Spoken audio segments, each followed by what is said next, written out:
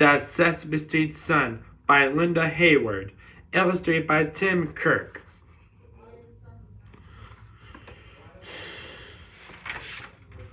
One morning, a big package wrapped in brown paper was delivered to Prairie Dawn.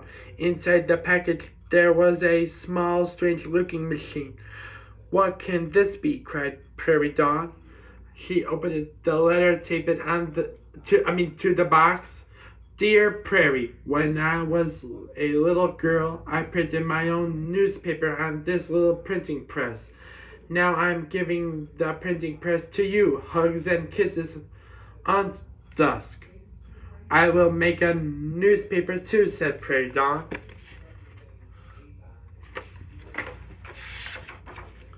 Prairie Dawn took the printing press to her room and set it on the table next to her toy typewriter. "What shall I call my newspaper?" she wondered. "The Gazette, the Times, the Tribune, the Sun? That's it. I'll call it the Sesame Street Sun." She put on her reporter's hat and her reporter's coat. She found a pencil and a notebook. "Now all I need is some news," said Prairie Dawn. "That should be easy. I will ask all my friends."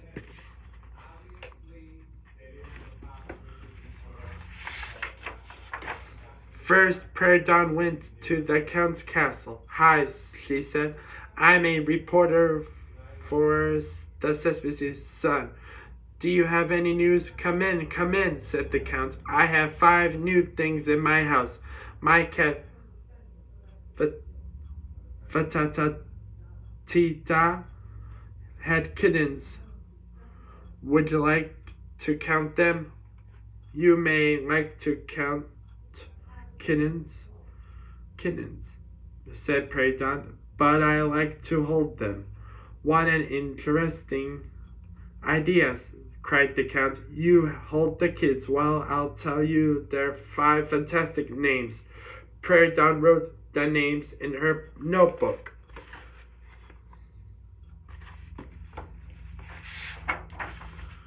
Then Prairie Dawn went to Sherlock Hemlock's office. Sherlock was busy writing something on a piece of paper.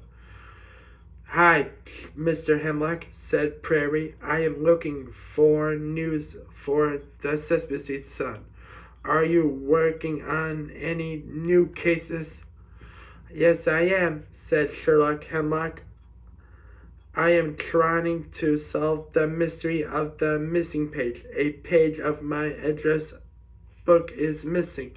His address book was lying on his desk. A page had been torn out of it." "What are you writing?" asked Prairie. "This is a list of clues," explained Sherlock Hemlock. "Clue number 1. The address book is red. Clue number 2. The missing page is blue." Prairie Dawn looked at the address book. She looked at the list of clues. She wrote something in her notebook. Then she said, "Congratulations, Mr. Hemlock. I will print in today's paper that you have solved the mystery of the missing page." "I have. I shall certainly be interested to read your story," replied Sherlock Hemlock, looking puzzled.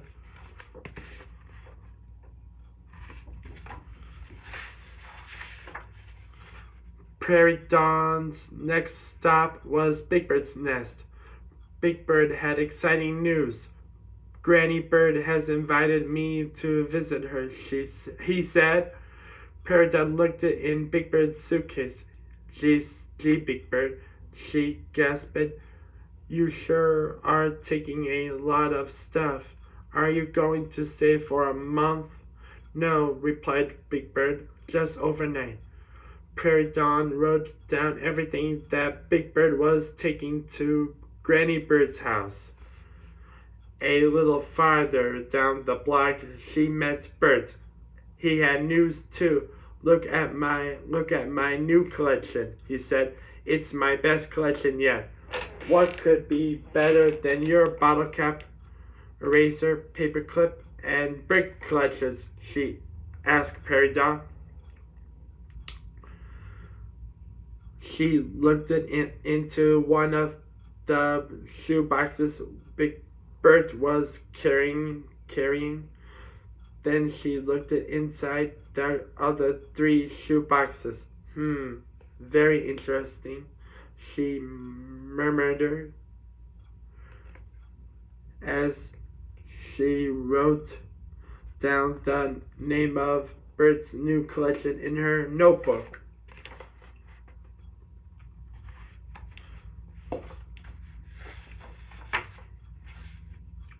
Then Prairie Dawn went to see the amazing Mumford.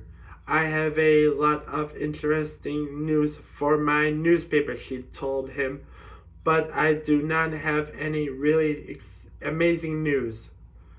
I will make some amazing news for you, said the amazing Mumford. Watch this.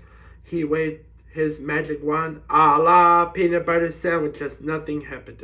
Oh well, said Prairie Dog. I guess I just won't have any amazing news in my newspaper. Thanks anyway, Mr. Mumford. And she started off for home. Suddenly, 128 peanut butter sandwiches fell out of the sky and landed on the sidewalk all around the amazing Mumford.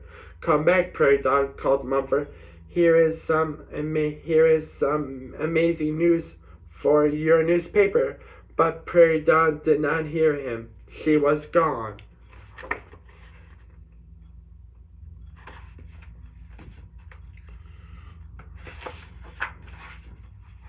As she was passing 123 Sesame Street, Prairie Dog met Betty Lou. Prairie, said Betty Lou, where are you going? Home, replied Prairie Dog.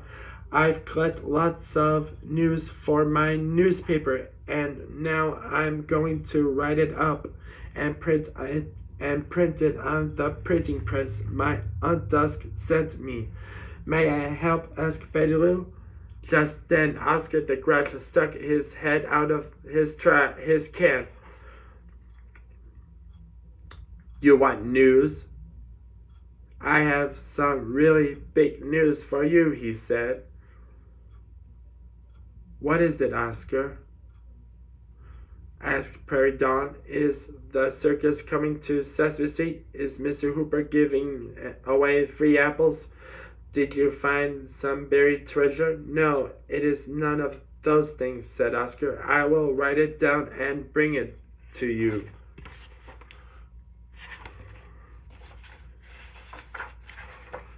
On their way home, Prairie and Betty Lou met Cookie Monster. As soon as he found out about the newspaper, he wanted to help too. Okay, said Prairie Dog. Our newspaper needs a food column. And you're just the one to write it. Be sure to deliver your story to my office by our 3 o'clock deadline. You can count on Cookie, said Cookie Monster. By the time the 2 girls got to Prairie's house, it was lunchtime. There's no time to fix lunch or we'll miss our deadline, said Prairie Dawn. I'll call Nellie's Deli. Can you deliver 2 peanut butter sandwiches? She asked. We are all out of peanut butter sandwiches, said Nellie. How about 2 egg salad sandwiches? Great, said Prairie Dawn.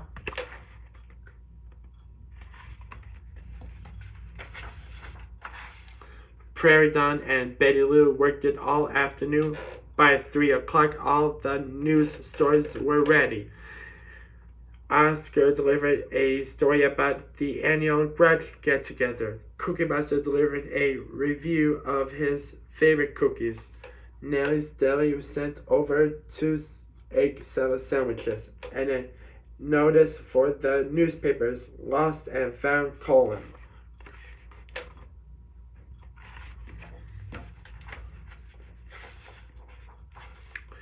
Then Prairie Dawn and Betty Lou found all the letters of the alphabet and spelled it all the words that were in all the stories and put them into place on the printing press.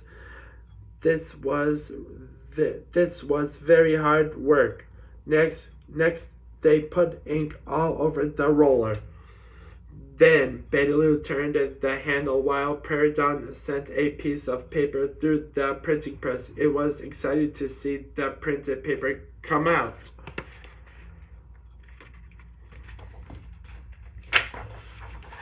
When they had printed all the newspapers, Prairie Dawn and Betty Lou gave a copy of the Sesame Sun to everyone on Sesame Street.